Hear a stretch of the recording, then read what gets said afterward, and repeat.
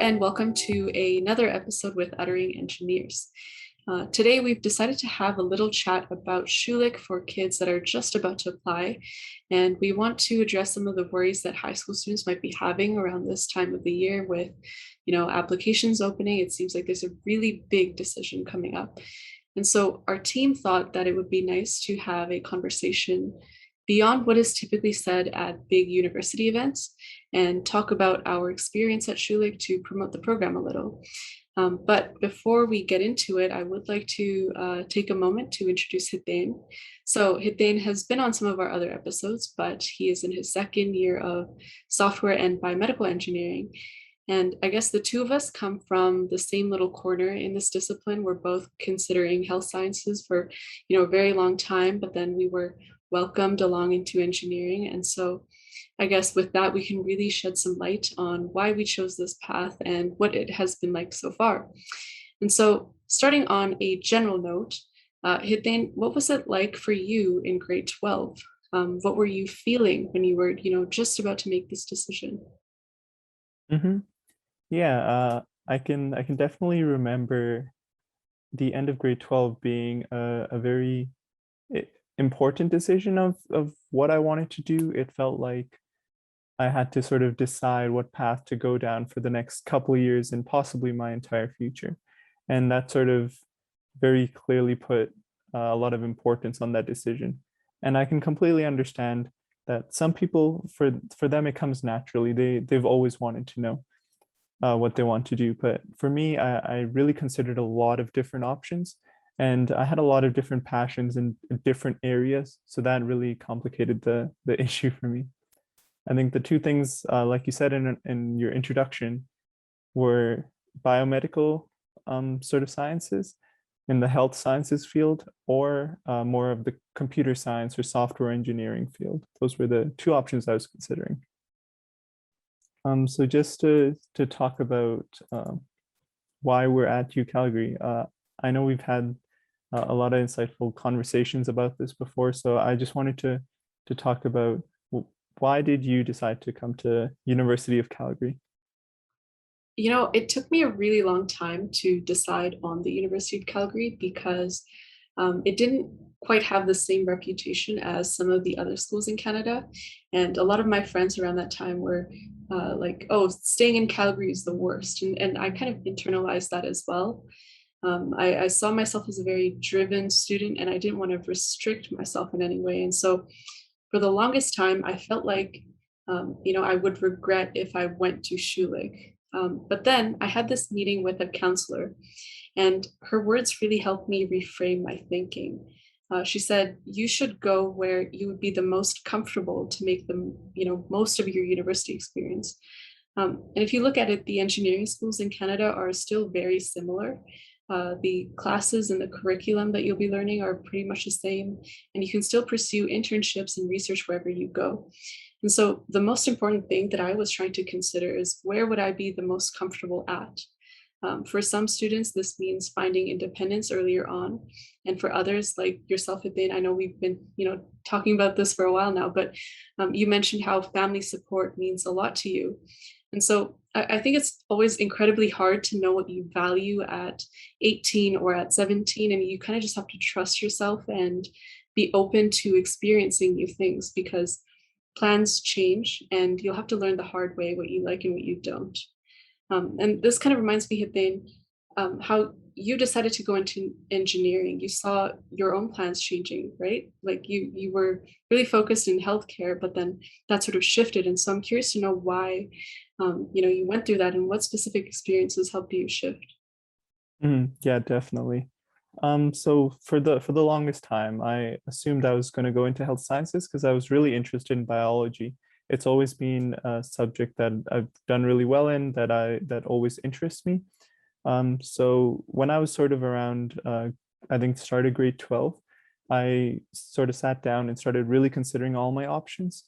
And one of the things I did was I talked to a lot of people who were already in university in different majors to see what is what are the career options that they're considering, what their major is like, and what kind of sort of subjects are they learning, just to get an idea of what I would be signing up for. And one of the things that sort of began to shift my perspective was that I actually did a little summer research project where I actually worked with a University of Calgary prof to do a software project over the summer. And I really enjoyed my experience. It was sort of my first time ever with software and with programming, but coming out of that, I felt that it was something I wanted to pursue further. So in the end, I decided to go with software engineering and also still have a biomedical minor. That way I could still include sort of both my passions and both things that I was interested in. So just as advice of how I decided what major to go into, I think a really, really good resource is to talk to people who are already pursuing different majors, to go online, to read up on what each major is about, and sort of get an idea for what life is going to be like even after you graduate university. Yeah. I think trying to decide what to do in university seems like you'll pick a direction and then so many doors will close for you after that, or you won't be able to come back, or you'll really suffer from making the wrong decision. And I think one of the reasons why I'm so happy that I went into engineering is that it's opened far more doors than I could have imagined. And so this Hmm. kind of brings us to, well, what are the opportunities at Schulich? What's available? If I were to just go through a list, I mean, in my first year, I joined a bunch of technical engineering clubs, one of which was a team for making rockets, which is super cool. I signed up for a lot of mentorship programs, and the upper year students that I was matched with really helped me navigate university. I also went to local conferences, international conferences. I mean, recently it's been virtual, but I've had the opportunity to meet really amazing engineers and to be able to travel. Pre-pandemic, I also went on this trip to Toronto to learn about what it means to be a global citizen and to be a part of sustainable and ethical development. And I think one last thing that I'd like to mention, I know internship is also a really, really big thing that students get hung up on. And so at Schulich, after your third year, you can go for a 8 to 16 month long placement in a company.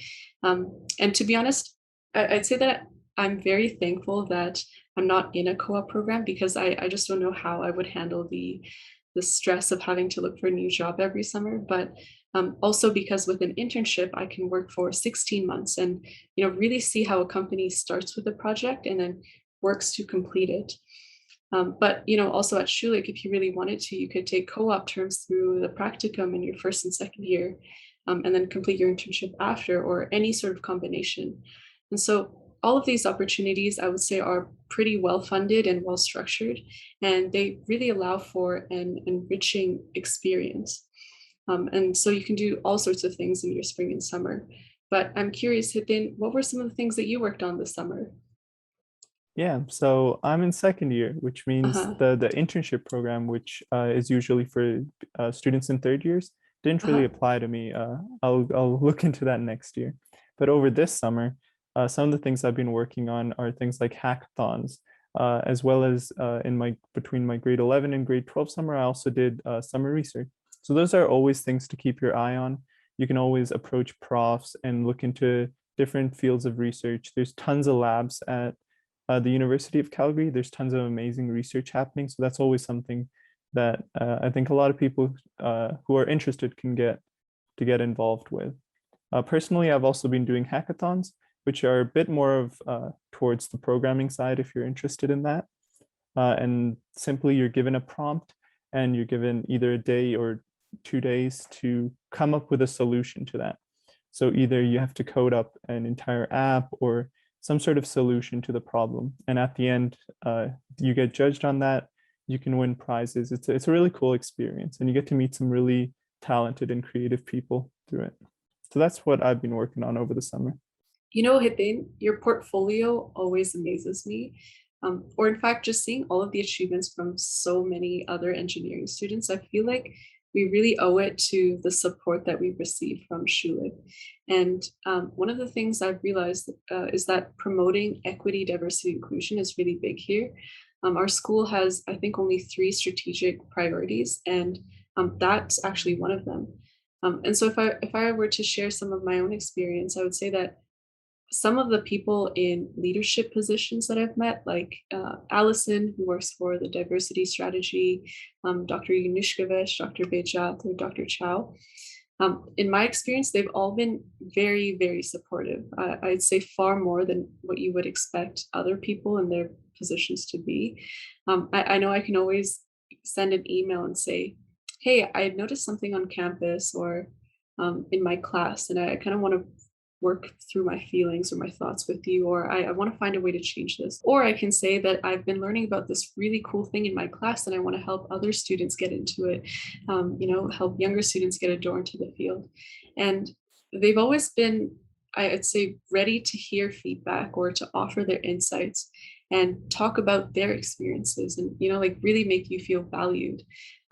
I remember I wrote an email after attending a conference and I had so many thoughts about it that I'd say it came off a little incoherent, or now in hindsight I would have formatted it way better, but I just sent this email reflecting on what I learned, and I got so many responses being like, yeah, I totally resonate, or I've done some work in the sector, and if you want, we can chat about this, or I can send you some resources. And so for me, it means a lot to be able to pinpoint actual leaders at Schulich that sort of uphold this diversity promise and that lead with their example and try to help people get involved in a lot of different opportunities. And then I'd say, in terms of support, another thing to consider, more on the topic of supporting students individually, would be the mentorship programs that are available, or the free tutoring that we can get, or also the wellness services. I know this one day I walked past the wellness room. I don't really know what it's called, but there was this one person who was leading a guided meditation there. And I just joined because I had a free block in my schedule and it was a bit of a spontaneous decision. But I felt like I was just leaving feeling so much better, and I had class right after it, but I was in this state of like hyper focus where I wasn't writing any notes. I was just staring at my professor, and he called me out on it. But I think trying to teach students how to find their balance, how to reconnect with their motivation and build a healthy problem solving skill set is very important. And like in our first year, we go through engineering attributes workshops. And I like Hiten, you recently finished this. So it'd be interesting to consider what the support has looked like over the past year and how these workshops have changed throughout the pandemic. So during the pandemic, we actually had a lot of different resources available to us, and I'm very grateful for that. So for example, we had guest lecturers that would come into some of our lectures and talk about different topics, such as how to handle your finances, how to manage stress, especially during the pandemic when it's much harder to go out and do events in person.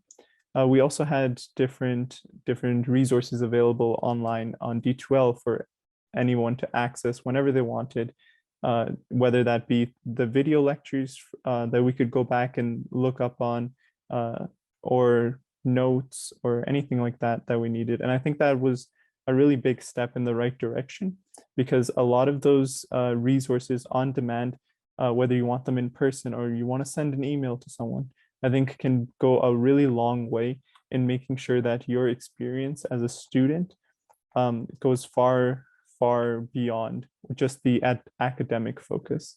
I think growing as a person and knowing how to handle your work and your stress and your finances is one of the biggest takeaways you can get from university. So I think during the pandemic, I'm actually very happy with the response. Even something as simple as a CR option for if you didn't do too well in a class, you could actually have that grade dropped and receive a credit received instead. I think small touches like that really went a long way to show how much the university is considering these things. And a large part of it also came from student advocacy. So I know there's been a lot of student leaders who have really stepped up and advocated for student rights. And I think a big shout out goes to them over this pandemic. So just to wrap up this episode, we wanted to quickly go over some of the things we talked about. Starting off, how to decide what major or school you want to go into. I think there's tons of really good resources to take advantage of. For example, we even did an episode called "How to Choose Your Major." So we talk a lot about Schulich and engineering at University of Calgary. So there's tons of really good episodes to look back onto. There's also resources such as people you know that are already going to university. You can talk to them, find out what their major is like, what career prospects. And I think talking to them can really go a long way in helping you decide what kind of major you want to pursue and ultimately what kind of career you want to pursue. Another thing is a lot of the opportunities that are available at Schulich. So, for example, things like the leadership program and the mentorship program, which actually starts as early as high school. You can just search up UConnect and look at sort of the opportunities that are present there. We also have things like the co-op program and the engineering practicum, which can help incorporate some industry experience into your degree. And as well, some of the things we talked about, such as hackathons and research, which can happen over the summer, which are amazing ways to develop your skills and meet new people, and are definitely something to keep your eye out for. Yeah, if the two of us were to give any advice to high school students, just know that if you're feeling lost, it's okay. We hope that you consider engineering because it's a really great compromise between learning technical skills and addressing social problems. And we also hope that you consider Schulich because there's lots of really cool professional development opportunities and you'll really be able to grow in so many different ways. But thank you so much for joining us today, and we'll catch you in our next episode. This podcast group is an independent nonprofit production led by students at the Schulich School of Engineering. All of the drafting, researching, and production of this episode has been done on land from Treaty 7, which was signed at the Blackfoot crossing of the Bow River nearly 145 years ago. The treaty covers the traditional territories of the Blackfoot nations, including the Siksika, Piikani, and Kainai, the Tsuut'ina Nation, and the Iskia Nakota nations, as well as Métis people from Region 3. The members of our team have the honor and privilege to be on this land as settlers. Today, while we hold a discussion on engineering, on technology and society, we begin by understanding that the Indigenous connection to the land is both spiritual and political, comes with thousands of years of history, and supports complex knowledge systems. As engineers, we must commit ourselves to growing as allies and actively decolonize the process of innovation. Thank you for joining us today.